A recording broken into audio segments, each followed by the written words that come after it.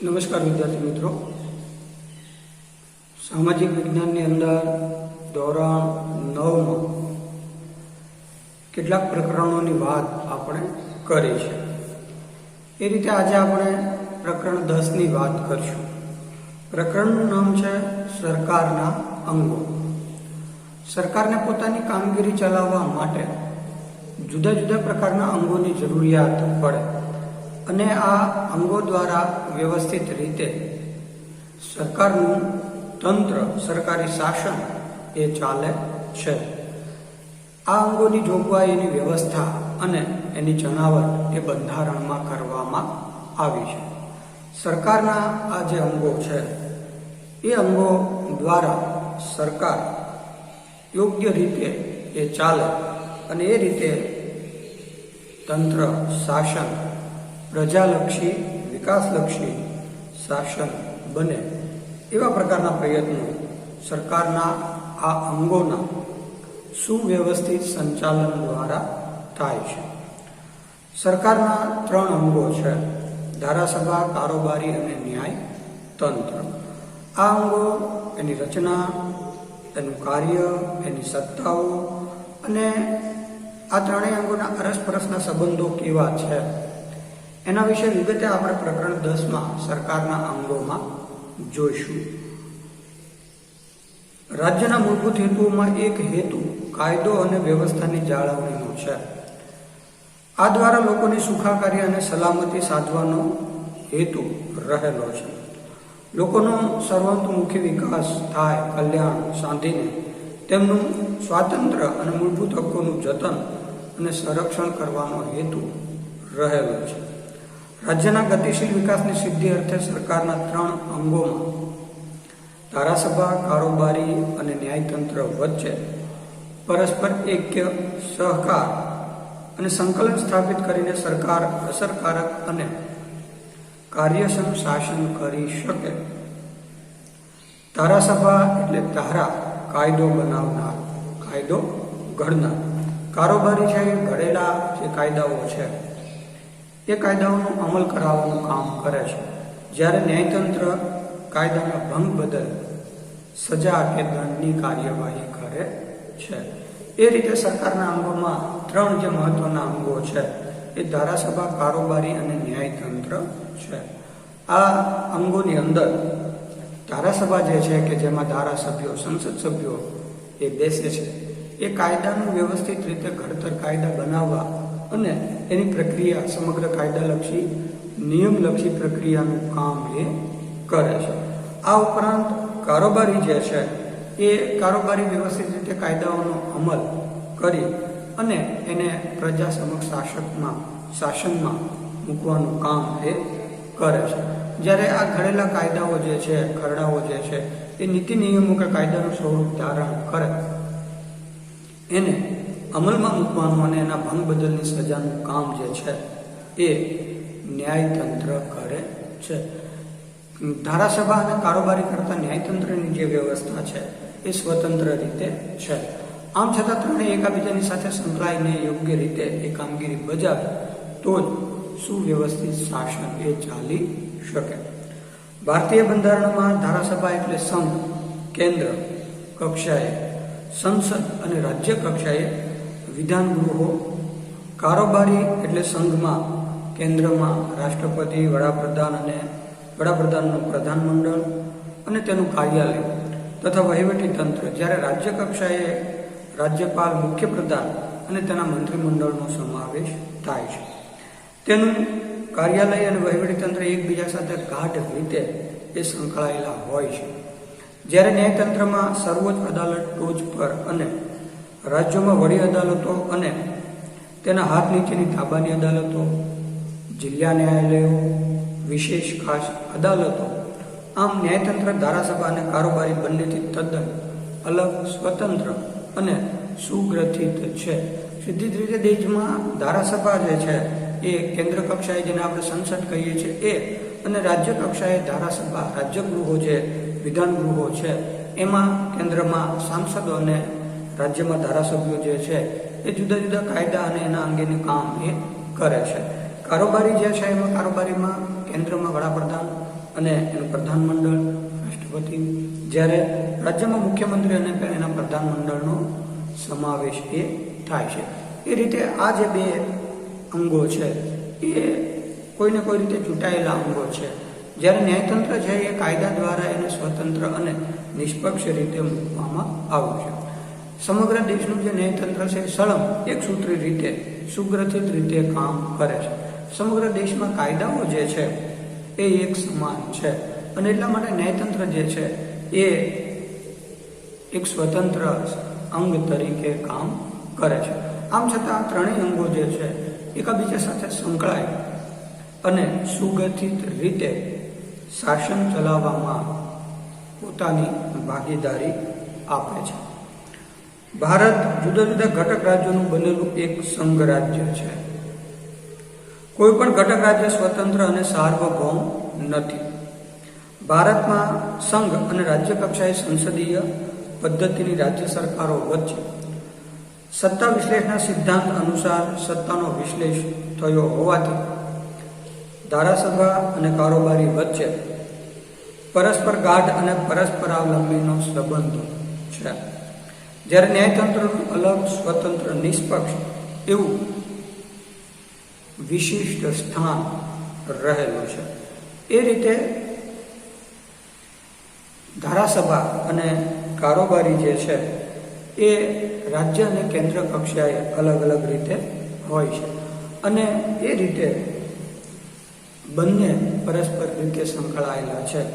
એવી જ રીતે ન્યાયતંત્ર પણ એ સ્વતંત્ર છે. આમ છતાં પણ એ નિષ્પક્ષ અને વિશિષ્ટ રીતે સરકારી તંત્ર સાથે મળી, શાસન સાથે મળી અને કામગીરી કરે છે. કેમ કે કોઈ પણ પ્રકારના રાજકીય પ્રભાવ વગર ન્યાયતંત્ર જે છે એ નિષ્પક્ષ રીતે કામ કરી શકે.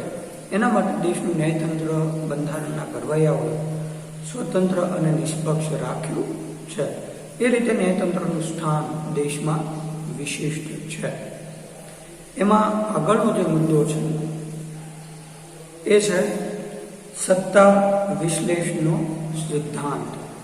દેશમાં સત્તાનું વિશ્લેષ, સત્તાનું વિકેન્દ્રીકરણ એ થવું જરૂરી છે અને જો યોગ્ય પ્રકારનું સત્તાનું વિકેન્દ્રીકરણ ન હોય તો સ્વાભાવિક જ રીતે સત્તા જે છે એ એક હથ્થું બની જાય અને કેટલાક પ્રશ્નો ઊભા કરે.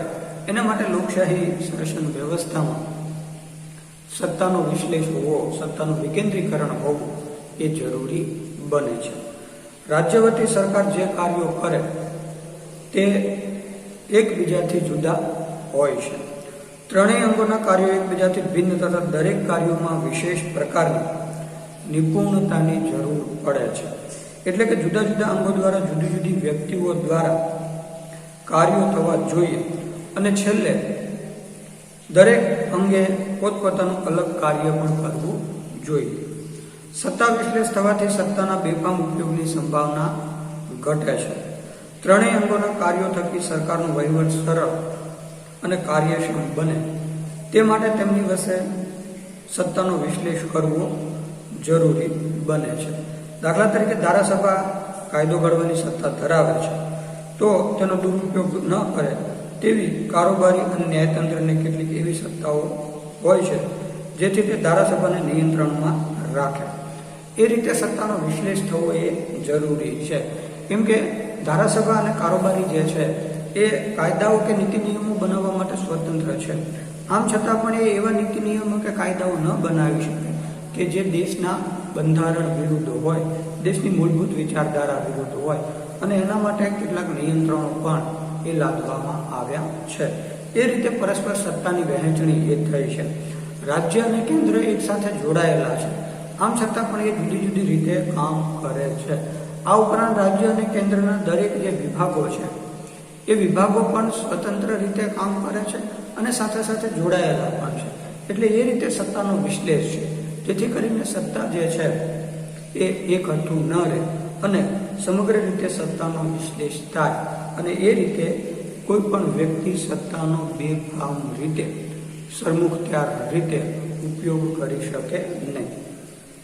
પ્રાચીન કાળમાં આપણે જોયું કે કેટલીક વ્યવસ્થા એ શાસન પ્રણાલી સરમુખત્યારશાહી કે કેટલાક સંજોગોમાં કેટલીક આંકરી એ પદ્ધતિ રાજાશાહી એ હતી કે જેમાં કેટલાક રાજાઓ પોતે આવું સરમુખત્યારશાહી શાસન એ ચલાવતા કેટલાક સરમુખત્યારશાહોના અનુભવો પણ આપણને ઇતિહાસમાં એ મળે છે. એ જ એટલે સત્તાના વિશ્લેષણનો મૂળ હેતુ સત્તાનું વિકેન્દ્રીકરણ અને યોગ્ય પ્રકારના શાસન ચલાવવાથી છે. તે જ રીતે કારોબારી પર ધારાસભા અને ન્યાયતંત્ર દ્વારા અંકુશ મૂકવામાં આવ્યા છે. તે જ રીતે ન્યાયતંત્રને ધારાસભા અને કારોબારી પર નિયંત્રણ મૂકવાની કેટલીક સત્તાઓ પણ આપવામાં આવી છે. એ રીતે ન્યાયતંત્ર પાસે પણ કેટલીક સત્તાઓ એ છે કે એ કારોબારી કે ધારાસભાના બંધારણ વિરુદ્ધના કાયદા કે નીતિ નિયમો બનાવવા પર એ રોકી શકે કે સલાહ સૂચન કે ફેરફાર કરવા માટે એને જણાવી શકે. આમ ન્યાયતંત્ર જે છે એ વિશાળ રીતે સત્તા ધરાવે છે અને સત્તા વિશ્લેષણના સિદ્ધાંત પ્રમાણે સરકાર એ કામ તંત્રો અંગો એ કામગીરી કરે છે. એમાં પ્રથમ ધારાસભા. ભારત સંસદીય લોકશાહી ધરાવતું પ્રજાસત્તાક રાજ્ય છે. લોકોનું પ્રતિનિધિત્વ સંઘ કેન્દ્ર કક્ષાએ સંસદમાં અને રાજ્ય કક્ષાએ વિધાનસભામાં જોવા મળે છે. દેશની મહત્વની અને સર્વોપરી સંસ્થા એ સંસદ છે. ભારતીય સંસદમાં રાષ્ટ્રપતિ, ઉપરાષ્ટ્રપતિ, રાજ્યસભા અને લોકસભાનો સમાવેશ થાય છે. ધારાસભાના બે પ્રકાર છે. એ રીતે ધારાસભા કેન્દ્રમાં જેને આપણે સંસદ કહીએ છીએ એ અને રાજ્ય કક્ષાએ વિધાન ગૃહો કામ કરે છે. અને આ જે કેન્દ્રમાં અને રાજ્યમાં બંને ગૃહોમાં લોકો દ્વારા ચૂંટાયેલા પ્રતિનિધિઓ જે છે એ હોય છે. કેન્દ્રમાં જેને આપણે સંસદ સભ્ય કહીએ છીએ એ સાંસદ એ હોય છે અને રાજ્યમાં આપણે ધારાસભ્ય જેને કહીએ છીએ એ બિરાજે છે. આ સંસદ સભ્યો કે ધારાસભ્યોની ચૂંટણી લોકોના મતદાન દ્વારા કરવામાં આવે છે અને એ લોકો જે તે ક્ષેત્રોનું પ્રતિનિધિત્વ એ કરતા હોય છે. એ રીતે કેન્દ્રમાં સર્વોપરી, દેશમાં સર્વોપરી એ સંસદ કામગીરી કરે છે. ધારાસભાના જે બે ગૃહો છે એમાં પ્રથમ એક ગૃહી ધારાસભા. જ્યાં ધારાસભા એક જ ગૃહની બનેલી હોય છે તેથી તેને એક ગૃહી ધારાસભા કહેવામાં આવે. ધારાસભામાં એક ગૃહ હોય, વિધાનસભા અથવા તો જેને આપણે લોકસભા કહીએ છીએ એ એક જ ગૃહ એ કામ કરે. આપણે કેન્દ્રમાં દ્વિગૃહી છે, જ્યારે કેટલાક રાજ્યોમાં દ્વિગૃહી અને એક ગૃહી એવી રીતે કામ કરે. દ્વિગૃહી ધારાસભા એટલે કે જ્યાં ધારાસભા બે ગૃહોની બનેલી હોય તેને દ્વિગૃહી ધારાસભા તરીકે ઓળખવામાં આવે છે. સંઘ કેન્દ્ર કક્ષાએ ધારાસભાનું જે ઉપલું ગૃહ છે એ રાજ્યસભા, જ્યારે નીચલું ગૃહ એ લોકસભા છે. દેશમાં સંસદ છે અને સંસદની અંદર બે ગૃહો છે એ છે રાજ્યસભા અને લોકસભા. લોકસભા છે એ સીધી જ રીતે ચૂંટાયેલા સભ્યોનું બનેલું ગૃહ છે. રાજ્યસભા પણ ચૂંટાયેલા સભ્યોનું બનેલું ગૃહ છે, પણ એમાં કેટલાક પ્રતિનિધિઓની નિયુક્તિ રાષ્ટ્રપતિ દ્વારા કરવામાં આવે છે. આ ઉપરાંત લોકસભામાંથી અથવા તો રાજ્યોની વિધાનસભાઓમાંથી જે પ્રતિનિધિઓ છે એ પ્રતિનિધિઓને પછીથી આડકતરી રીતે રાજ્યસભામાં ચૂંટવામાં આવે છે. એ રીતે રાજ્યસભા એ કાયમી ગૃહ છે અને એનો સમયગાળો એ 6 વર્ષનો છે, જ્યારે લોકસભા એ 5 વર્ષનો સમયગાળો ધરાવે છે. એ રીતે સત્તાની રીતે કેન્દ્રમાં રાજ્યસભા કરતાં લોકસભા એ વધારે સત્તા ધરાવે છે. એ રીતે ભારતીય લોકશાહી સંસદ એ દ્વિગૃહી છે. રાજ્ય કક્ષાએ ધારાસભા અને વિધાનસભા અને વિધાન પરિષદ એમ બે ગૃહો હોય છે. એવી જ રીતે જેમ કેન્દ્રમાં છે એમ રાજ્ય કક્ષાએ પણ એક તો જેને આપણે ધારાસભા કહીએ છીએ એ અને બીજું છે વિધાન પરિષદ. વિધાન પરિષદમાં જુદા જુદા સભ્યો છે, સેનેટના સભ્યો છે કે જુદા જુદા મંડળોના પ્રતિનિધિઓ છે. આ બધા પ્રતિનિધિઓ એ હોય છે. લગભગ રાજ્યો જે છે એ આવા બે ગૃહો ધરાવતા નથી. કેટલાક એવા મોટા રાજ્યો જે છે એ દ્વિગૃહી બે ગૃહવાળી ધારાસભાઓ ધરાવે છે. આપણું ગુજરાત એક ગૃહવાળી ધારાસભા ધરાવે છે. મોટાભાગના જે રાજ્યો છે એ એક જ ગૃહ એટલે કે ધારાસભા ધરાવે છે. જ્યારે કેટલાક રાજ્યો વિધાનસભા અને વિધાન પરિષદ એવા બે ગૃહો ધરાવે છે. એમાં બિહાર, ઉત્તર પ્રદેશ, મહારાષ્ટ્ર જેવા કેટલાક રાજ્યો જે છે એ વિધાનસભા અને વિધાન પરિષદ એવા બે ગૃહો ધરાવે છે. એ રીતે સરકારના અંગોમાં સરકાર જે છે એ ધારાસભા કારોબારી અને ન્યાયતંત્રની રીતે કામગીરી કરે છે અને આ દરેક વચ્ચે સત્તાનું વિભાજન કરવામાં આવ્યું છે. 27 સિદ્ધાંત પ્રમાણે એ દરેક પોતપોતાની રીતે સ્વતંત્ર અને પાછું સુગ્રથિત રીતે કામ કરે છે. આ ત્રણેયમાં ન્યાયતંત્રને એ વિશિષ્ટ, નિષ્પક્ષ અને એક સૂત્રી સમગ્ર દેશમાં એ શાસન ન્યાયતંત્ર ચાલે એવા પ્રકારનું સ્થાન ધરાવે છે.